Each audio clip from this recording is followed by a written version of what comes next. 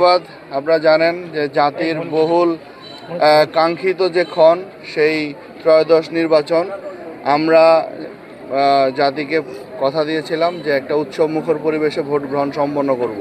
ইনশাল্লাহ সেগুলো আমরা প্রত্যেকটা ভোট কেন্দ্রে যাচ্ছি, সেখানে মানুষের যে উৎসুক ভোটারদের যে ঢল দেখেছি, মনে হচ্ছে যে আমাদের সকল আয়োজন সার্থকতা পেয়েছে।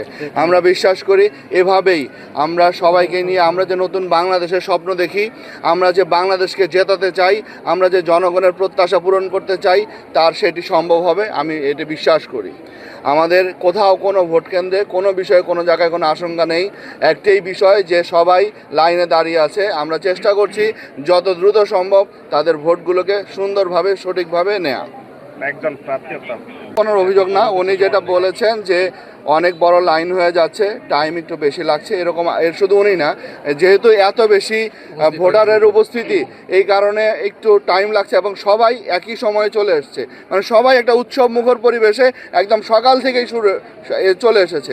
বাট আমরাও চেষ্টা করছি কিভাবে দ্রুত অল্প সময়ের মধ্যে তাদের ভোটটাও তো সুন্দরভাবে নিতে হবে এবং এটাও খেয়াল রাখতে হবে এটি কিন্তু এবার কিন্তু দুটি ভোট একসাথে, একটি হচ্ছে দলীয় ভোট আরটি হচ্ছে গণভোট। সুতরাং দুটি ভোট যেহেতু আছে সেহেতু হয়তো একটু সময় বেশি লাগতে পারে।